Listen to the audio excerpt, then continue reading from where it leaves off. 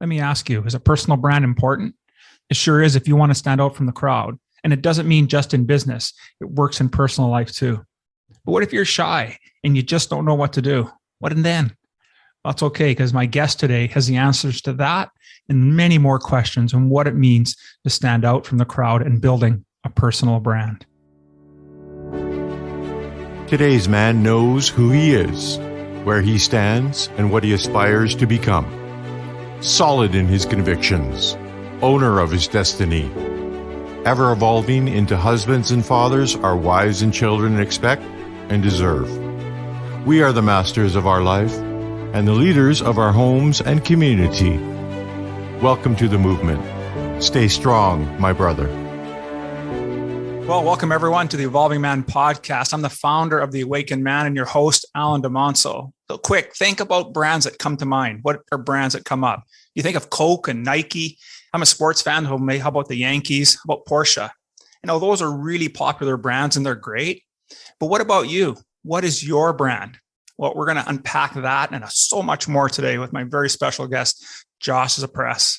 Before we get into the interview and everything today, I just want to remind you of our brotherhood, the Band of Brothers. Now, this is our group mentoring program. It's our community of strong, resilient men where we get together and help and dedicate each other's growth for ourselves and for our brothers around us. But really, if you're wanting, and that's a really phenomenal program, by the way, but if you really want to raise the standards that you show up in life as a father, a husband, an entrepreneur, then I encourage you to participate in our Hero's Quest. It's a 90-day mentoring program that's guaranteed and aimed to improve at least one important aspect of your life. So where can you find all this information? We can find it at the Awakened Man Training Academy at members, that's plural, members.theawakenedman.net. So with that, let's get on with today's episode. Well, as you know, everyone, when we get in my episodes, I like to start off with a couple of questions just to get our mindsets in the right place and get set up for our conversation. So I already started by asking it, and that is a personal brand important?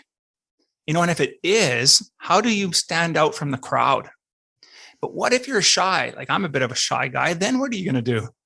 Well, that's what Josh is going to help us with today. So allow me to give you a bit of an introduction with who Josh is. Now, Josh is an identity archeologist who's fluent not just in English, but in entrepreneurship, corporate, aviation, mindset, mental toughness, goal-crushing, personal development, and about another 30 odd nouns and adjectives.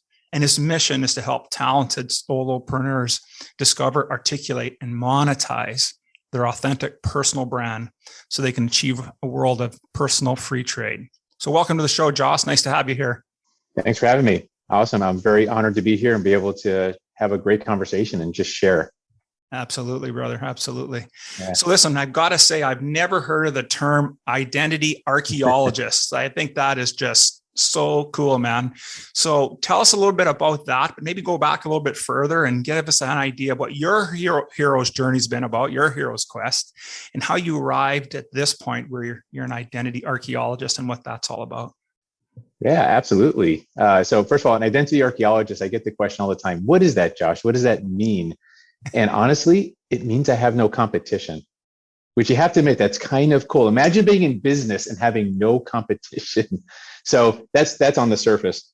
But I wasn't always an identity archeologist. I grew up as a soldier, to be honest. I was the good soldier.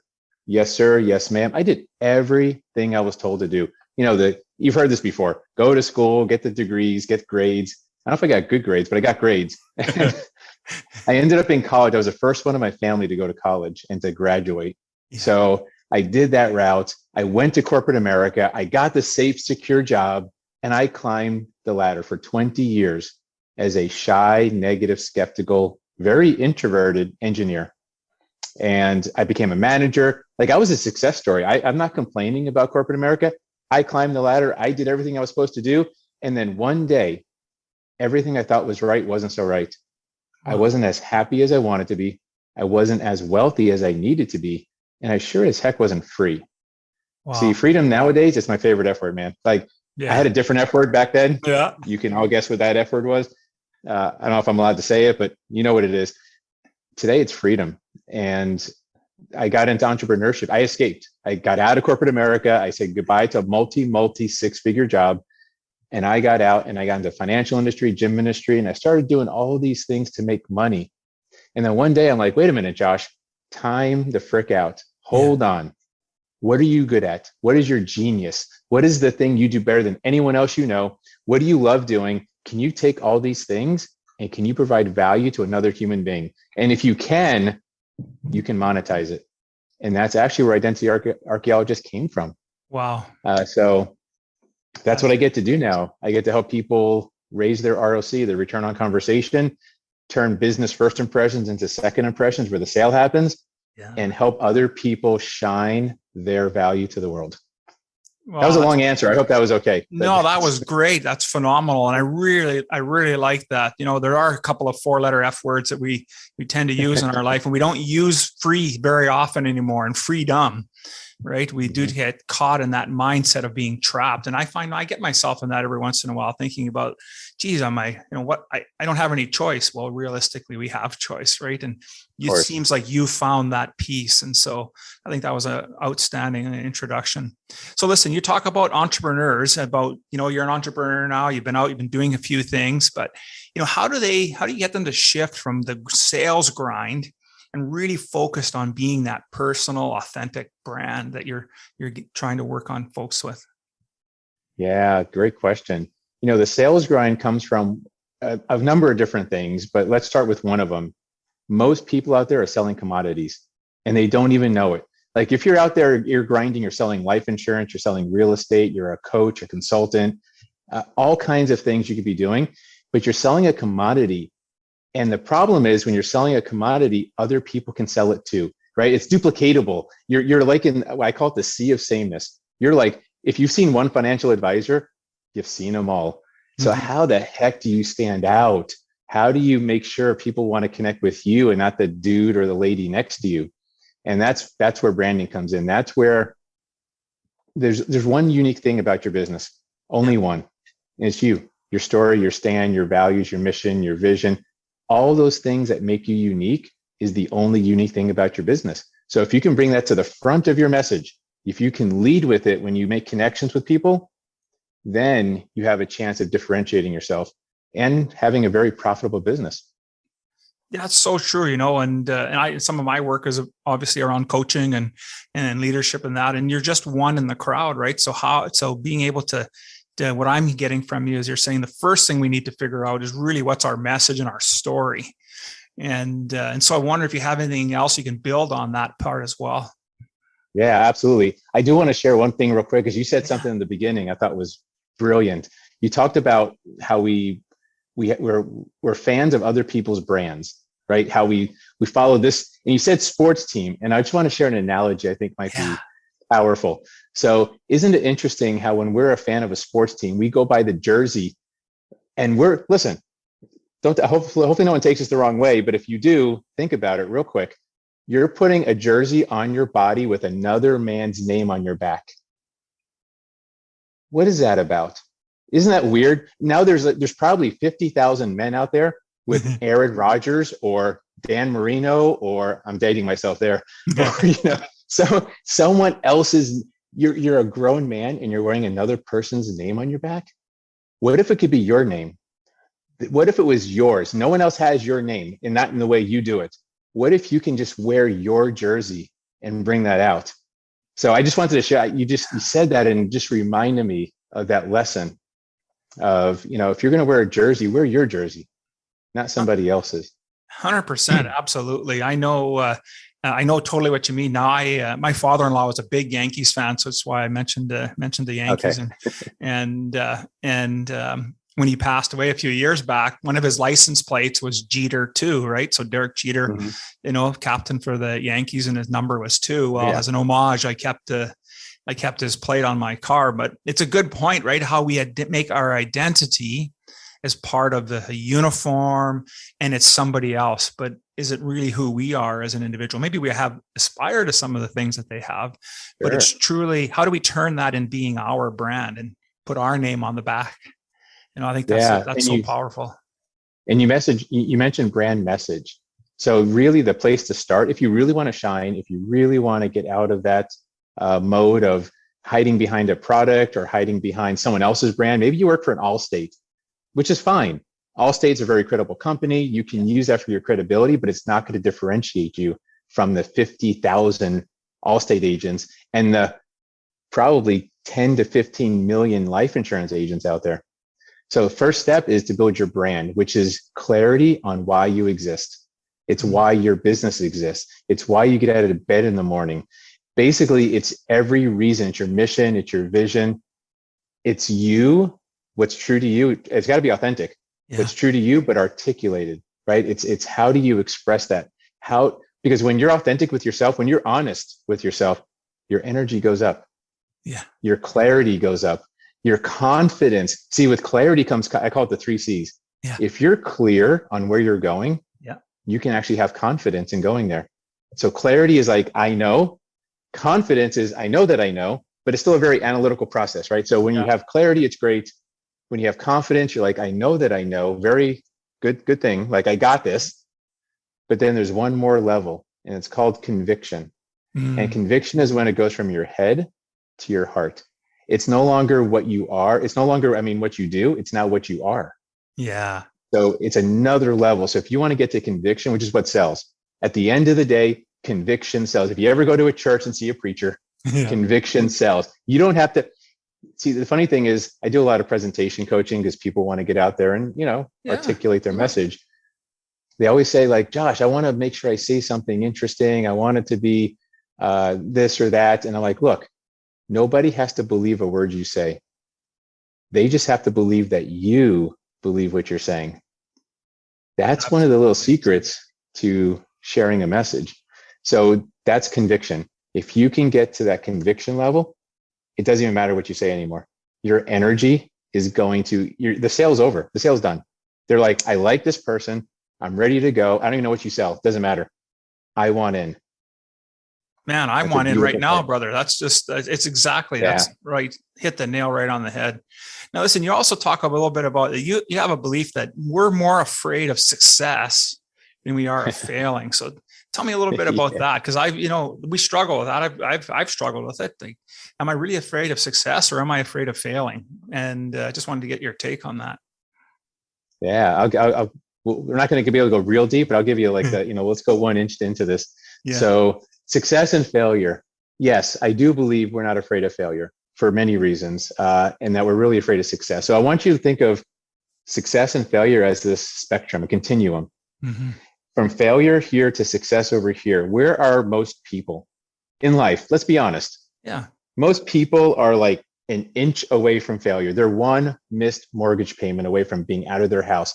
They're one pink slip on their job from being unemployed and unable to afford put food on the table for their kids. Like, most of us, we're so close to this failure. Yeah. How can you be afraid of something that you're already doing? How could you've got nothing to lose. You know what it is though? We're afraid of success. We're afraid that we might be worth more than we think. We're afraid that if we start pedaling that bike and we start gaining some momentum and we start gaining some velocity, we're afraid we're not going to be able to handle the speed, that we might crash. We start worrying about all the bad things that might happen if we start to succeed. And that's what stops us. It stops us. We're afraid of our own freaking greatness. And it's the worst thing in the world, but we're conditioned to do that. We're conditioned to just be shy. We're conditioned to keep our heads down, obey the rules. Yeah. And we're afraid if we break the rules, oh my God, what might happen? Well, shit, you might succeed. That's what might happen. Yeah. And if you fail, you're not going to fail very far because we're all kind of, 99% of us are right here on the failure line. So that's just a quick. Yeah. Does that make sense? Hopefully that makes total sense. You're absolutely right. And I love the analogy of being, that spectrum, and it's so true. And in a lot of us, it's that perception. We're more comfortable. I say that we're more comfortable with the devil we know than the one we don't. And so we'd rather stay put as opposed to, getting put together and get out there and do something, right? Now you said there's different ways that you can differentiate yourself within a crowded industry, and you mentioned coaching, and there's other industries, right, that you work in. So what are 3 steps you can do that you can give somebody they can do to rise above the noise of the crowd that they're in? So good question. So step one is clarity. It's always, you've got to get clear on why you exist. That's step one, which it could be a small piece of your brand. It could be, you can build your entire brand. You don't have to have an entire brand. I do micro branding for people because sometimes you don't need the whole thing. You just need one clear point. This is my mission, my vision. So you got to start with some clarity, because without clarity, you're not going anywhere. If you're driving a car and it's foggy and there's like 10 inches of fog, you're not going anywhere. You're not even going to try to drive. Like, you're done. You're just sitting in the parking lot, just waiting for the fog to clear. So you got to clear the fog. Why are you, and here's the question to ask. Why are you in this business? Because look, if you're a coach, you could be a taxi driver. You could be a bartender. You could be a doctor. Why are you coaching? There better be a reason other than making money. Yes. Because if that's the only reason, you're in the wrong freaking place. Sorry, Charlie. Time for a career change. Right? That's the truth. So that's one. Yeah. Step two, develop your message. So a message is different than a brand. The message is, how do I take my brand and how do I translate it so my target audience, the people I really want to connect with, can understand? Think of it as like a translation of languages. So if you speak English and you're trying to talk to people that speak French, you can't speak English. You got to talk French. But we love talking our own language. So we're like, this is my brand and this is what I stand for. And we just start talking our own language. But if you've got to speak the language of the person, of your audience, so they can digest it, they can understand it. So now you've got to articulate it. You got to kind of create that message. And then the final step is what I'll give you. And I'm making this up on the spot. But the final step I would say is, you got to stop being shy. You got to shout it from the rooftops. This is where you got to take that freaking humility hat off. You've got to go and you've just got to go balls to the wall, pedal to the metal. Now that you've got clarity, now that you know why you exist, you've got the message. Now it's about, in fact, it's on my arm here. Unquipe numquam cesseris. This is Latin for start, don't quit. Nice. It's my number one rule for success in life. Most people never start. They don't get off the couch, right? They just give up before they even try. But if you start, the key is not quitting. Because when most people quit, they quit on I'll use a sports analogy. They quit on the 99-yard line of life. They quit right. They've been bloodied. They've been tackled. They're bruised. They're tired. They're beaten down, and they're just 99-yard line. And they're like, I can't go anymore. I'm done. And you're 1 inch from the goal line. That is cruel. That to pay the price and not get the reward, that is absolutely nuts. That's cruel to you, your family, society, your clients, everybody. And I'm just rambling, so tell me to shut up. No, that's outstanding. That's great. So it's clarity, it's message, and then it's go time is what I took away from that. It's like go time. Yes.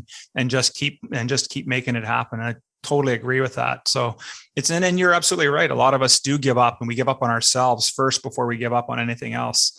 And it's about staying consistent, and it's consistency over the long haul that's going to win, right? The old tortoise and the hare. And not being shy. Not being shy. Take a stand. Most people are afraid to take a stand. Take a stand. Stand for something or stand against something. I don't care. Yeah. But stand. Most people are flip-floppers. They just kind of float in the wind and like whatever is popular, whatever my client says they want. No, freaking take a stand. Yeah. Tell people, I challenge everyone who's listening to this tomorrow, say what you really mean for once. Tell people what you really want to tell them. Now, the condition on this is make sure it's coming from a place of good intention. Yeah. This is not your free license to be an asshole. I'm not talking about that. But take something you're really passionate about that you really do have good intentions on and tell people the truth. Tell them what you really want to say. Stop sugarcoating it. Stop putting the facade on. Stop worrying about your ego for 2 freaking seconds and go say it. And it will change your conversations the entire rest of the day. It'll change your outlook. It'll change your energy. It will change everything about you.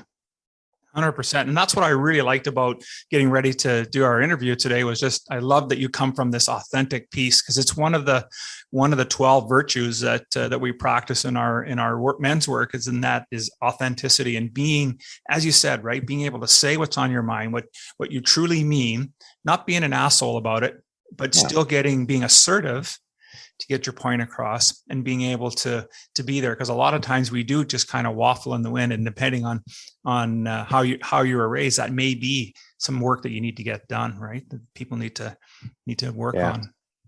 Well, and men also are especially, we're kind of told to be reserved and keep your emotions down. And that's how I was for a long time, by the way. When I was in corporate America, I was that steady Eddie. Like my emotions would never come out. I was they call me the diplomat. I got along with everybody. I knew how to get stuff through the fabrication, through the production area. Yeah. Like I knew all that stuff. And I was like, but I was so unemotional. I was like a freaking Vulcan. I was a Vulcan, man. It was like, wow. It was crazy. But so really, we have to get past that. Absolutely. And, that's a good point that you bring up about emotion in business, right? So you have some thoughts on that as well, about how important it is for us to have emotion in our business. And you've kind of been talking about it a little bit, but maybe you want to build on our conversation. Oh, absolutely. So we're told business and emotions don't mix. That's a lie. First of all, we're human beings. So you can't take emotion out of it. If you try, now you're being inauthentic. If you try, now you're being false. Now you're being fake. And that doesn't work, because I'm going to share a secret that they don't tell you in business school. So if anyone's an entrepreneur or looking to get into business, people buy you first, your product or service second. By the way, if they don't buy you first, in other words, they don't like you, they just think you're an asshole, whatever, they're not going to touch your product or service, no matter how good it is, no matter how much they need it. You can be selling the cure for cancer in a pill, and they can have stage 4 cancer. They would rather die than buy from you if they think you're a bad person, or they just don't like you, or they get a weird gut feeling, which is really what a brand is that gut feeling you get when you talk to somebody, when they walk in the room. So that's powerful. So if you understand that, you got to be human. You've got to stop selling your product, start basically selling you, but in an authentic way. You got to be real. You got to be human. You got to be vulnerable and open to just being yourself. Yeah. So business and emotions do mix. They have to mix, because we're all human.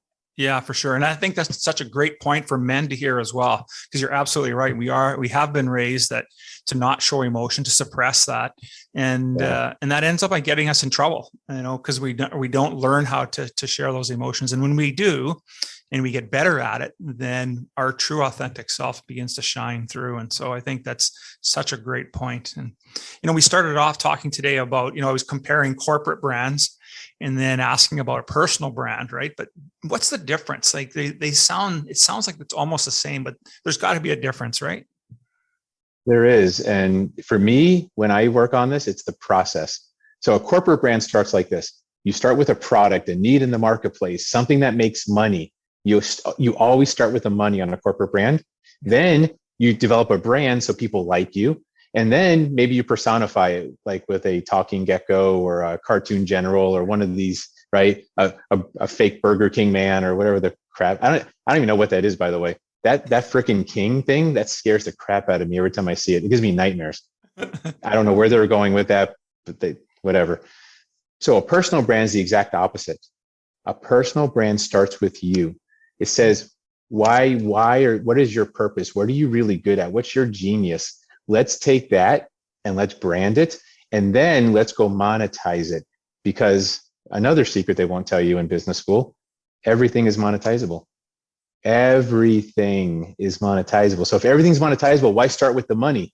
Why not start with your genius, your passions, your expertise, all the value you could bring to the world, and then find a way to monetize you?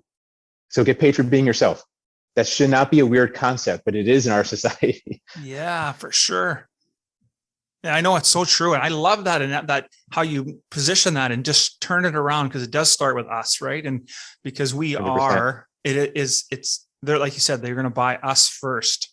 And that works whether you're selling a coaching program or you're in dating and you're going, and maybe you're married, like same thing. All this works in everything from relationships, whether it's business or personal. So I think that's so cool.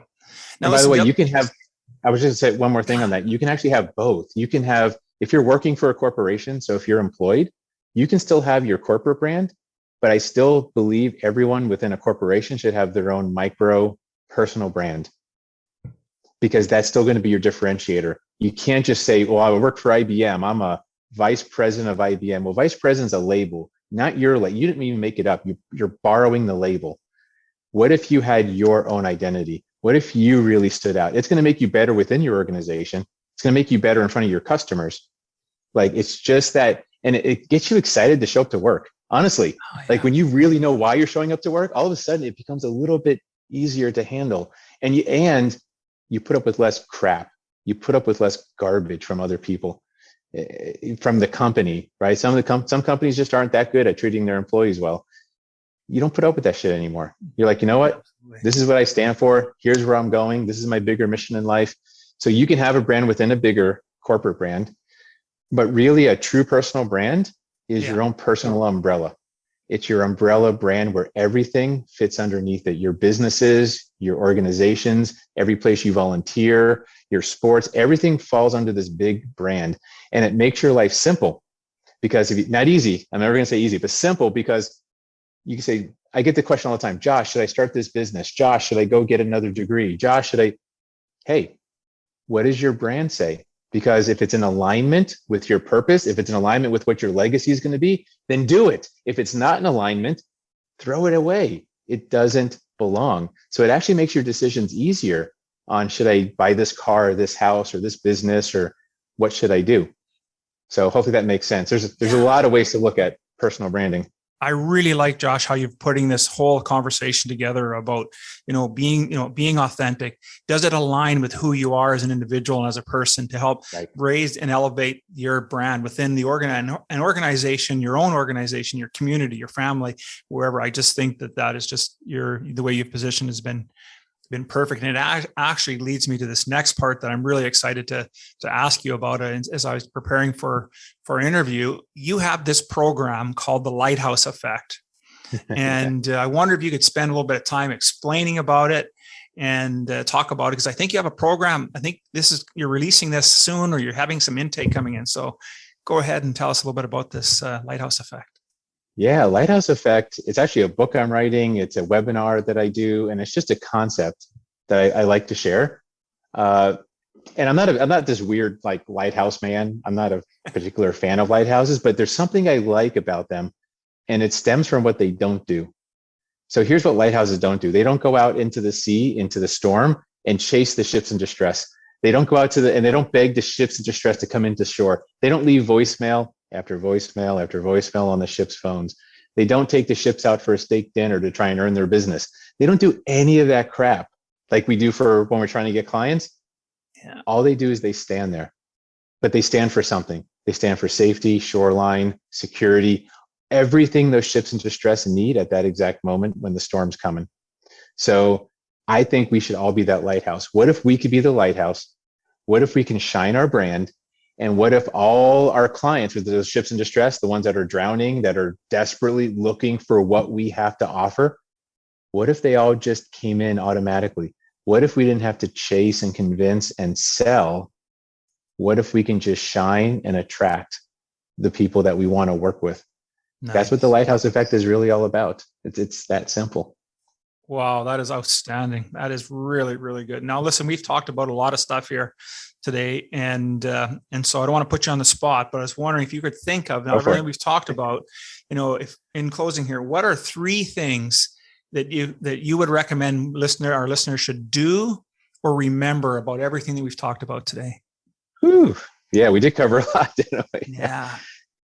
So I'll give you, how about this? I think the first thing to remember is clarity. That's my favorite C word of all the C words. There's a lot of C words out there, but clarity. If you just take a second and ask yourself why you exist, why you get out of bed every morning, if your answer is only to go to work, make money, pay the bills, take a bathroom break or 2, eat some food, and go to sleep and do it all over again, why are you tiptoeing through life hoping to make it safely to death? What's the point? Wow. Why even do it? So the first thing is really dig deep, or have someone help you. Sometimes it helps to have someone ask the questions and kind of dig and get that stuff out of you, but find out what that is. That's the one thing that no matter what you do in your life, that's the one thing that'll suddenly make everything else seem worth it. So clarity is definitely one nugget. Two, I would say, boy, I'm going to go out on a limb here, and I'm probably going to ruffle some feathers on this one, but I'm not really a fan of corporate America or corporate any country. I just want to put things in perspective. Let me tell you the real reason I left corporate. Yeah.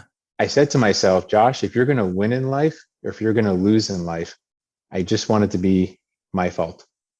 Not up to my company, not my company. I shouldn't say my company, my employer. It wasn't my company. Not up to the manager, not up to the economy. I didn't want to be up to someone else. And I came to a realization that I was just renting an income. I was renting a position. So you see, companies don't pay people. Companies pay positions. They pay vice presidents, but they don't pay John Smith, because John Smith is basically a human battery. And once he's used up and exhausted, they replace him with Frank Smith, and the position still gets paid. So I don't want to tell people, I'm not saying leave corporate America tomorrow. I'm just saying, please understand how it works. And if you do want to get out, find someone to help you. There's escape hatches all over the place. I know I'm kind of going out into other stuff here, but that's cool. This is really important to me. I escaped, and I want to see other people do the same. And I want my big vision. I think you said it in the beginning. I want to see a world of personal free trade where you do what you do best. I do what I do best. And because we create so much surplus by doing that, we have to share. And when we share, scarcity goes away. And so goes homelessness and racism and hate and homelessness. All this stuff goes away, hunger, because there's no scarcity. So we'll put that as number 2. That was a big number 2. That was a really big number 2, actually. That was a good one. And let's see. I'm going to give you a tip, a little, for anyone out there who is, mainly if this is for entrepreneurs, but it could be for corporate people too. When someone asks you, what do you do? Let me give you a hint. What do you do is not what you do. Let me explain that a little bit. When I ask someone let's say I'm going to use life insurance as an example, they're just easy pickings. I'm sorry. I used to be in the life insurance industry, so I know this very well. But when you ask a life insurance agent what they do, what do they say? I sell life insurance. Yes. But that's not what you do. If you're selling life insurance, that's not what you do. That's how you do what you do. What you do is you make sure my 4-year-old daughter gets to go to college and afford it if I get into a car accident tomorrow. You make sure that I can create an instant legacy for my wife so she doesn't have to go marry for money if I pass away next week in a skydiving accident or something. That's what you do. Now, life insurance is just how you do it. So I want to challenge everybody. Stop talking about how you do what you do.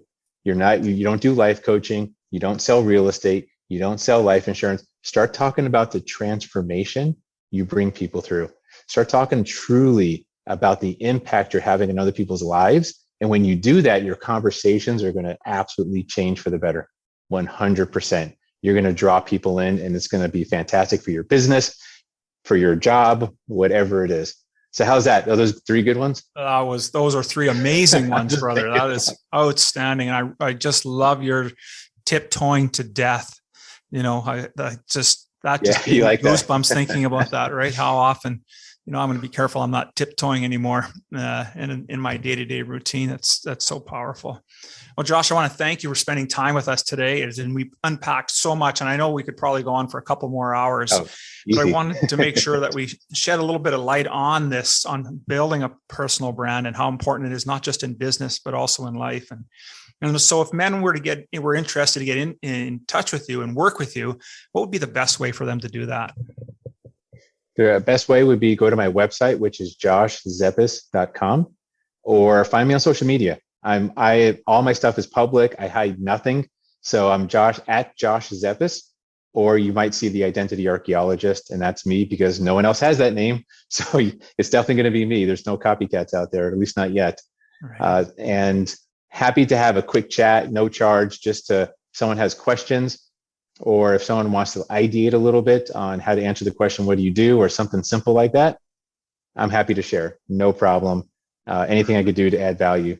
Excellent. And so that's great Thank you so much. I'll make sure we put all that information, everyone, in the show notes today, so you'll be able to get this information, get out to reach to Josh Zepess. And you have an upcoming live webinar, The Lighthouse Effect.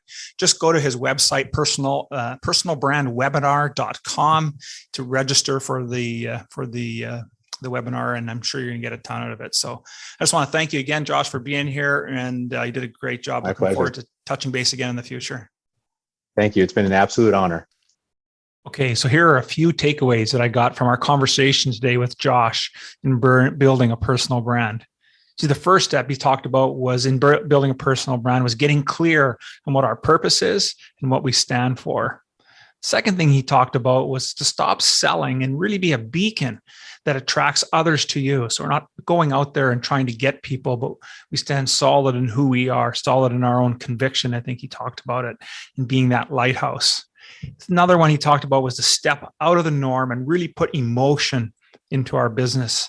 And that's what we attract. So we attract people. We attract people by being emotional and being tied to our message and who we are. And finally, it's about doing things that keep you in alignment with who you are. And that is your brand.